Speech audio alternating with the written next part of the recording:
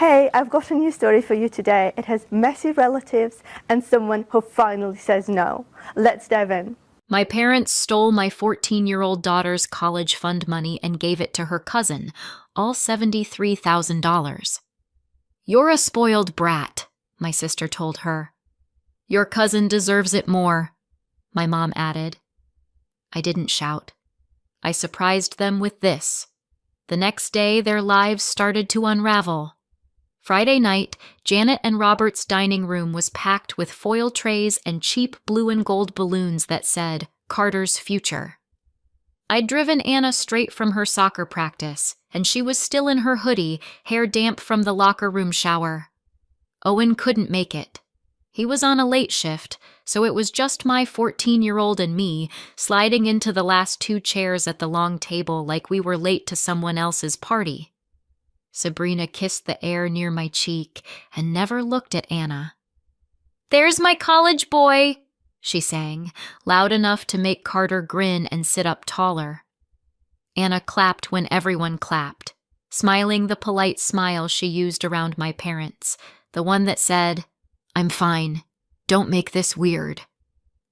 Robert passed around sparkling cider like it was champagne, and Janet kept touching Carter's shoulder as if she needed to remind the room who mattered most.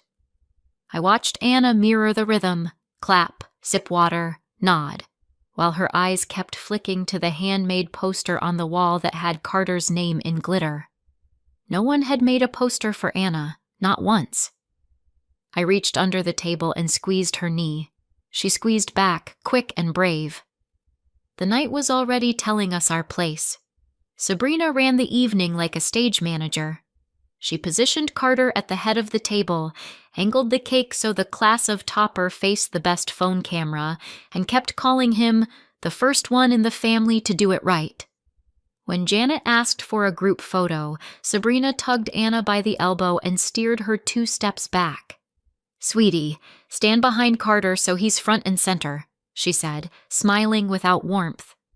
Anna did it, because Anna always did it. Robert snapped his fingers for everyone to look happy. "Big smiles," he ordered. Carter held up his acceptance letter, and the room made the approving sound they always made for him, like he was a miracle and the rest of us were background. Anna's face stayed steady, but her fingers picked at the seam of her sleeve, a nervous habit she thought I didn't notice. Sabrina leaned over to Anna and murmured, "This is what happens when you don't waste your teenage years." Janet laughed like it was cute. I slid my chair closer until my shoulder touched Anna's, a quiet reminder. Sabrina's eyes flicked to me, her smile tightening for a beat. Then she lifted her glass. "To Carter," she announced, and everyone obeyed. After dinner plates were cleared, Janet stood and tapped her spoon against a glass. The room quieted the way it always did when my mother decided she had something to declare. "We've all seen how hard Carter's worked," she began, and Robert nodded beside her. "And college is expensive," Robert added, eyes sliding toward me and away again. Janet smiled at Carter. "So your father and I are stepping in. We're giving you what you need for school." Sabrina pressed her hands to her chest like she'd been handed a trophy. Carter blinked, then grinned, soaking in the applause. Janet continued, "It's important to invest in the child who's ready." That phrasing landed sharp in my ears. Ready, as if my daughter was something unfinished. People clapped, and Robert lifted his glass. "No more struggling," he said. "It's handled." The word handled made me sit straighter. My parents didn't have that kind of spare money, not $70,000 spare money, not unless they'd sold something or taken out a loan. And they hadn't mentioned either. Anna clapped with everyone else, still playing good kid, but her eyes slid to me, searching. I kept my face neutral and clapped too. Inside, an alarm bell started ringing.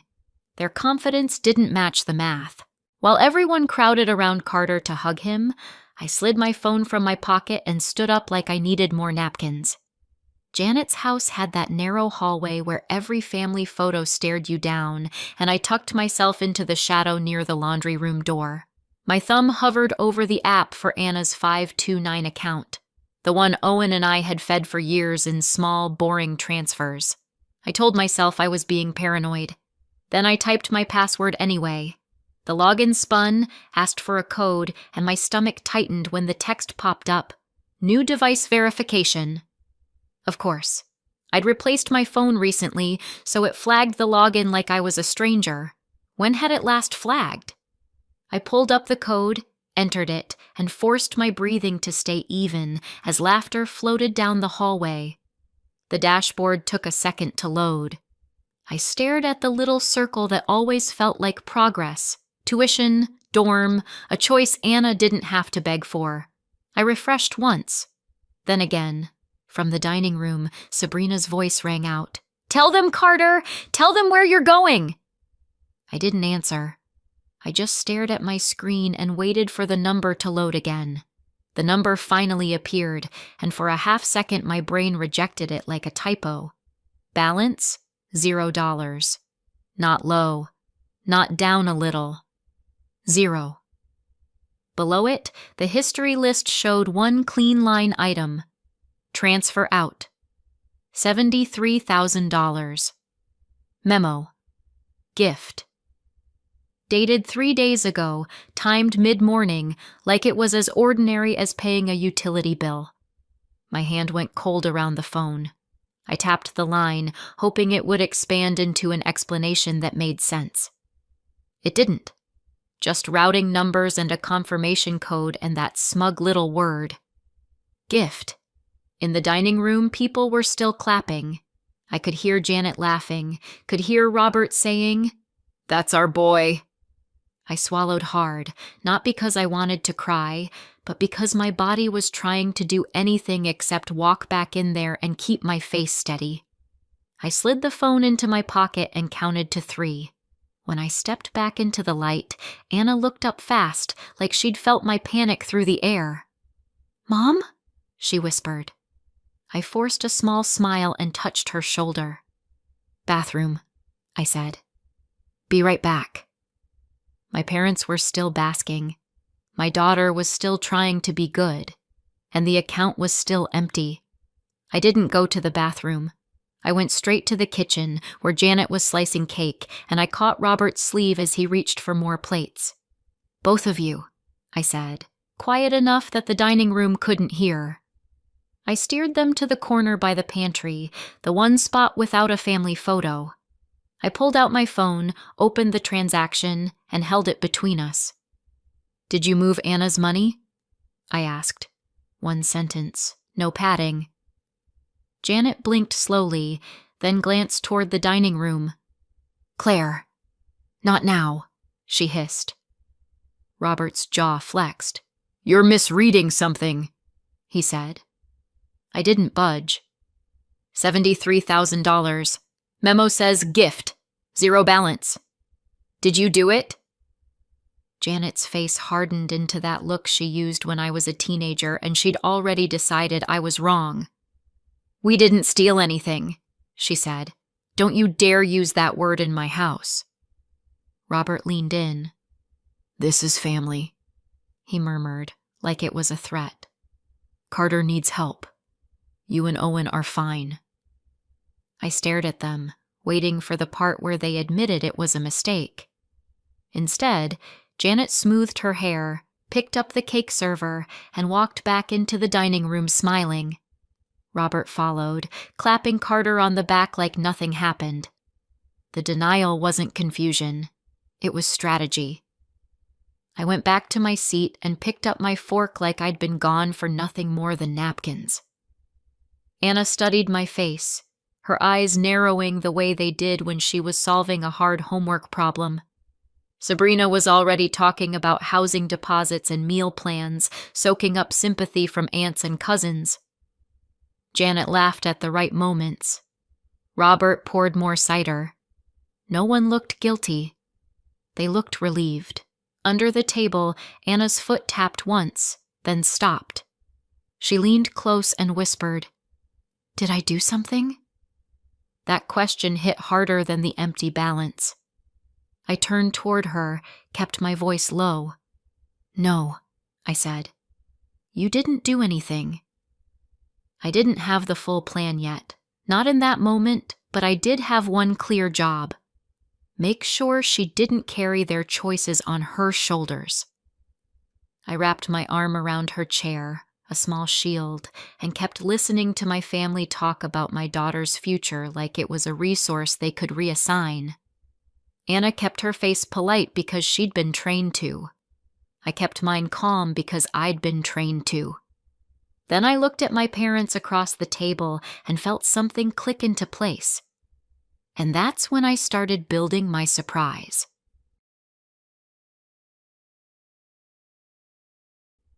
When I was 16, my grandmother handed me a card at my birthday dinner and whispered, "Spend it on yourself." Inside was 2 crisp 20s, the most cash I'd ever been trusted with. I slid it into my jeans pocket and went to help Janet clear plates, feeling weirdly proud. Sabrina was 14 then, all big eyes and practiced innocence. When I came back, my pocket was light. I found her in the hallway, counting the bills with her back against the wall like she owned them. "That's mine," I said, reaching. She tucked the money behind her. "Mom said you'd share," she replied, casual as breathing. Janet heard us and didn't even ask what happened. "Claire," she warned, already annoyed. "Be the bigger one." Robert added, "Your sister needs things too." I stared at them, waiting for someone to point out that stealing wasn't sharing. Sabrina smirked and walked past me, humming. Janet pressed a plate into my hands like the conversation was over. That was the first time I understood the core rule in our house. Sabrina took, and I adjusted. I didn't scream. I didn't throw cake. I just swallowed the lesson and started doing what older daughters learn to do, making my losses quiet so everyone else could stay comfortable. That rule lasted for years, until it met my kid. 4 years later, Sabrina came home crying and announced she was pregnant. She was 18, still borrowing Janet's car, still quitting jobs after 2 weeks. Janet didn't ask about doctors or plans. She stood up, hugged Sabrina, and said, "We'll handle this." Robert nodded, already making lists. Within a week, Janet had turned the spare room into a nursery, and Robert had taken over phone calls with insurance like he was the father. They also started calling me more. "You can help," Janet said, like it was an honor. "You're responsible."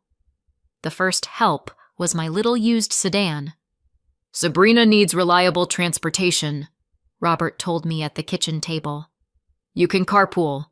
You live closer to work anyway."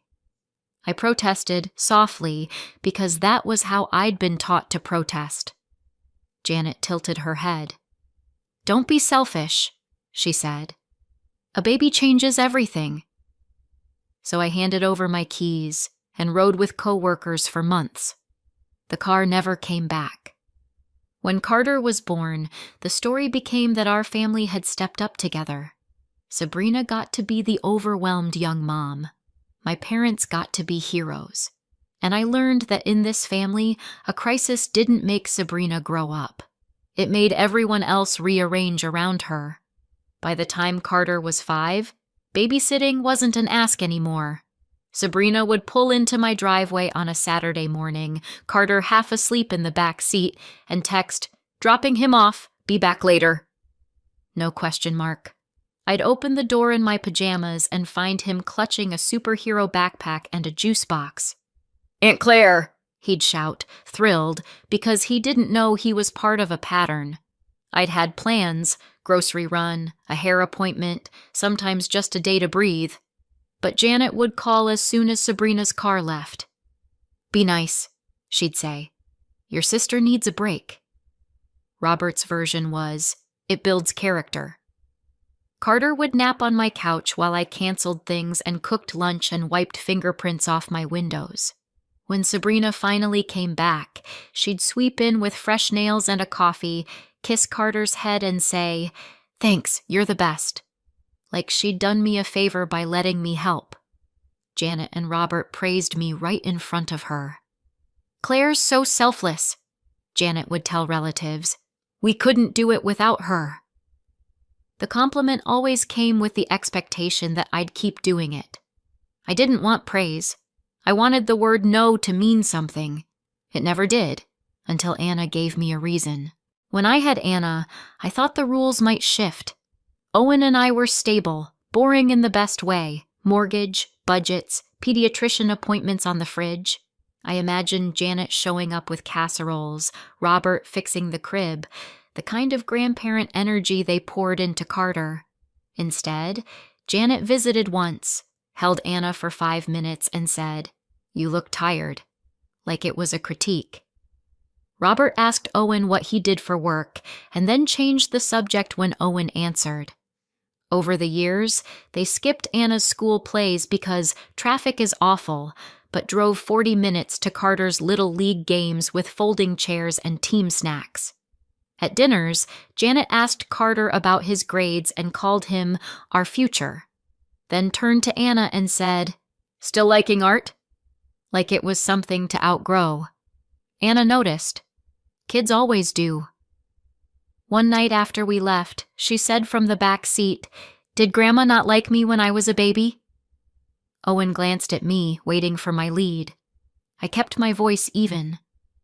"Grandma has her own issues," I told her. Inside, I made a quiet note. I couldn't force fairness, but I could limit access. That note sat in the back of my mind for years, until they came for her future. Money was always Sabrina's emergency and my parents' favorite tool. "Family helps family," Janet would say, usually right after Sabrina bounced a rent check or needed just a little for daycare.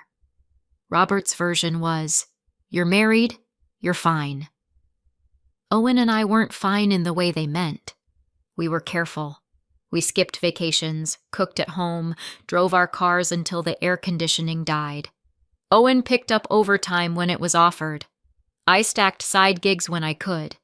Every month we fed Anna's college fund anyway, because she deserved options. When Carter hit senior year, the pressure shifted from guilt to demand. Sabrina started calling it Carter's chance. Janet said, "Anna's only 14. Carter needs it now." I said no. Then suddenly, Janet cried and apologized for playing favorites. Robert offered to contribute to Anna's fund like they'd had a change of heart. They invited me over to set it up properly, and Janet insisted I use their desktop because it's more secure. I sat at their kitchen table and logged in while she hovered behind my chair, offering coffee and compliments. I thought they were watching the screen. Now I know they were watching my hands. And I didn't realize their desktop browser had saved my credentials and marked the device as trusted, so it wouldn't ask for verification again. Back then, a trusted login was enough to move money without pinging my phone. I never logged out properly because Janet kept hovering and rushing me. That night, I drove home feeling hopeful. Earlier this week, Tuesday morning, they used what they'd taken and emptied it clean.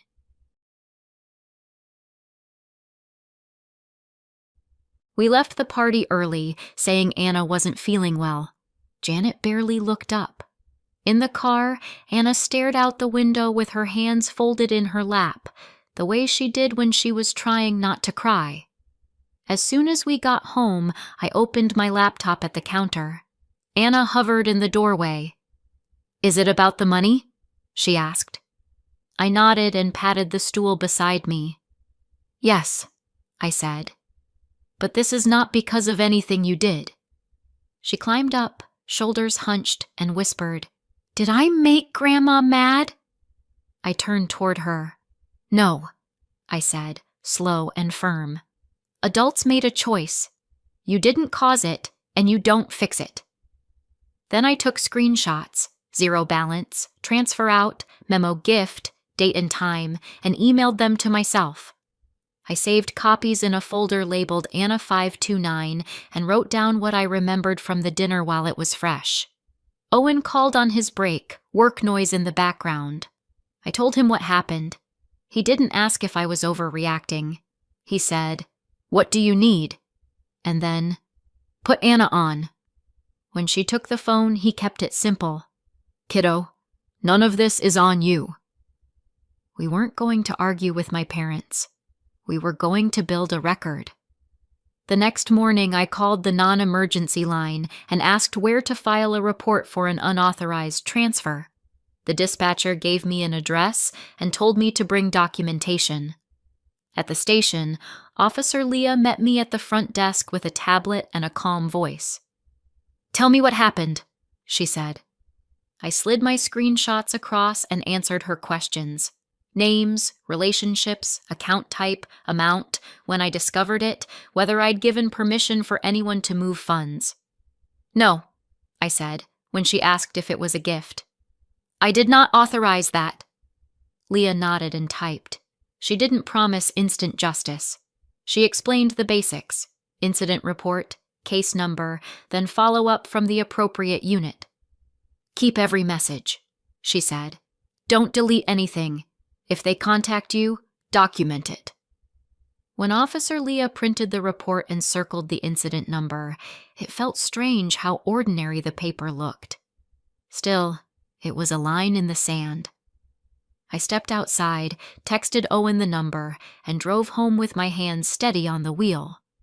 Anna was at the kitchen table doing homework like her world hadn't shifted overnight. I kissed the top of her head, then sat down and opened my laptop again. One report filed wasn't the finish. It was the start. The 529 account had a fraud line, and I called it from my car so Anna wouldn't have to hear the details. After the menus, a woman named Dana answered, crisp and professional.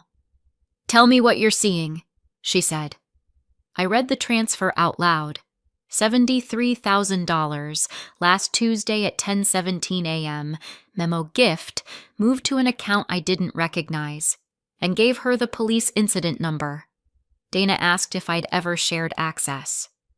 "Not intentionally," I said, then added, "I logged in once from my parents' computer when they insisted on contributing." Dana didn't react to the family part. She reacted to the access part. "Okay," she said.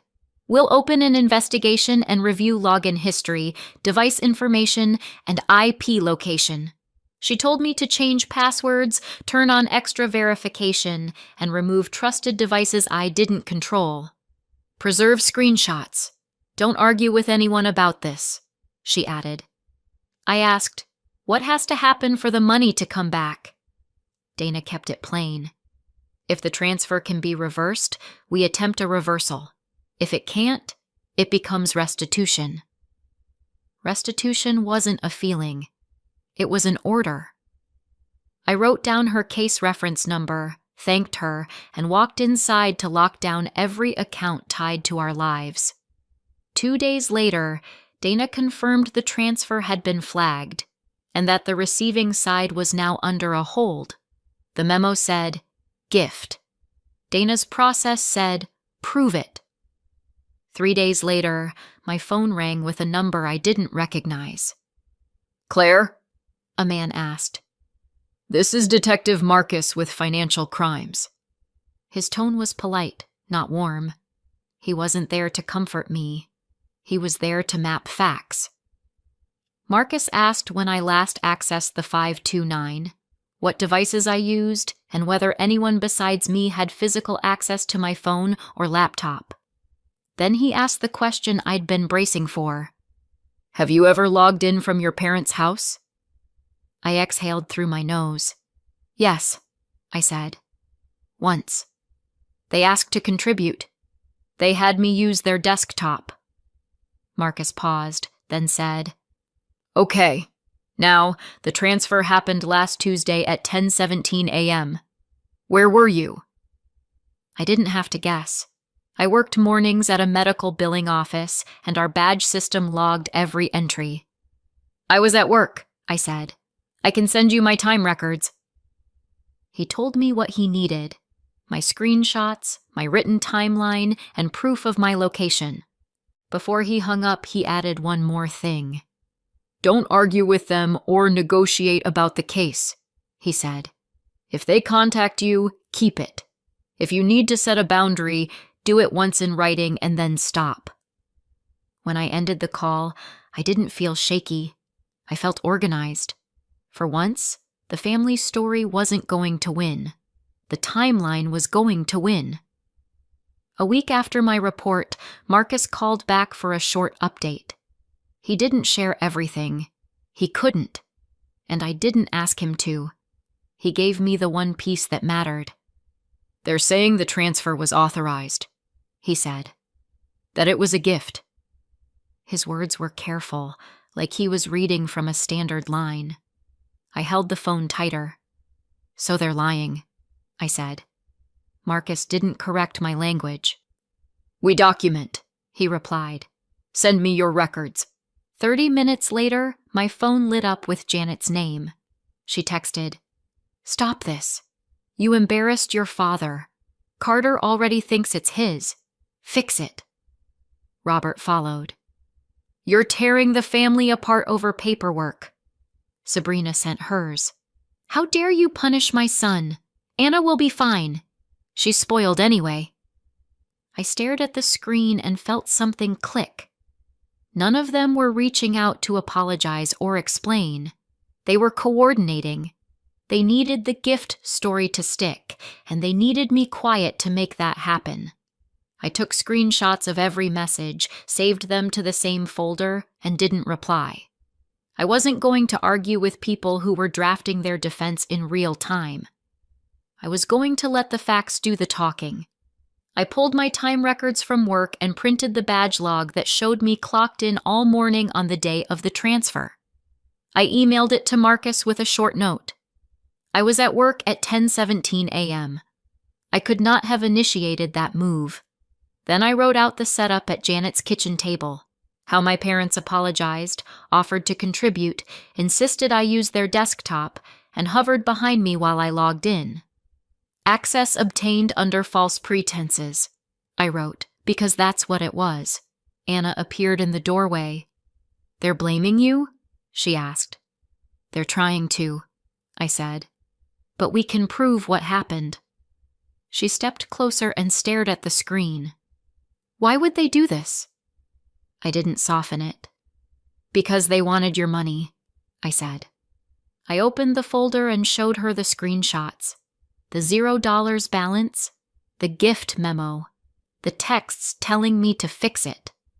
I pointed at dates and times, the parts that didn't care about anyone's story. Anna swallowed, then nodded once.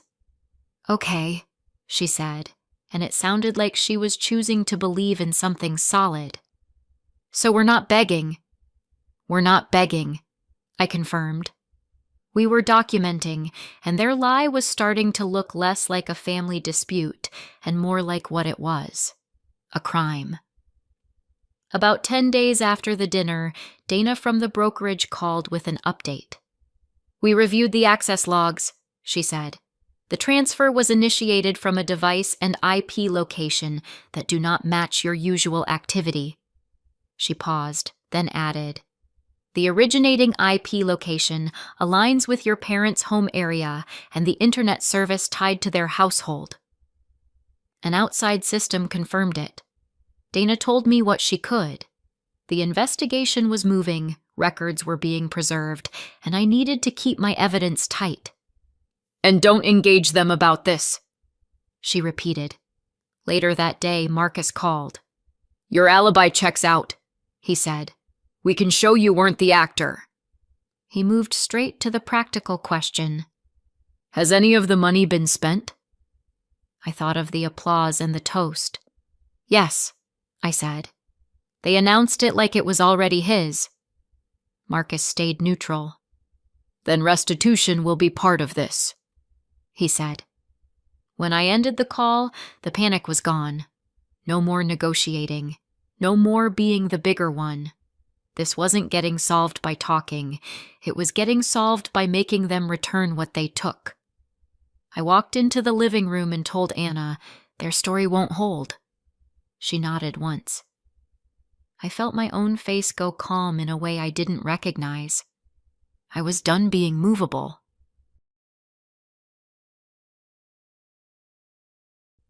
Two days later, on Wednesday evening, they showed up right as I was packing Anna's lunch for the next day. The doorbell rang, hard, like someone leaned on it. Through the peephole, I saw Janet's tight mouth, Robert's flushed face, and Sabrina behind them with her arms crossed.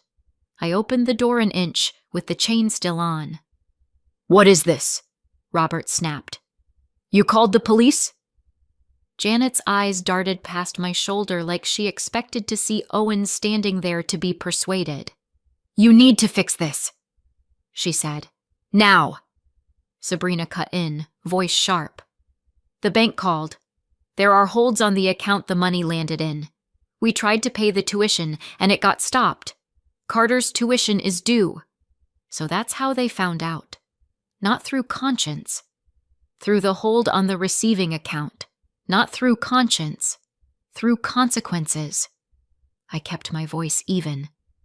"I reported an unauthorized transfer from my daughter's account," I said. "That's all." Robert jabbed a finger at the chain. "Open the door. We're family." The word family sounded like ownership. Behind me, I heard Anna's chair scrape. She'd stopped pretending not to listen. Janet lifted her chin. "How could you do this to us?" she demanded, like the theft had been an accident and my report was the real betrayal. I didn't argue through the crack. I just held the line.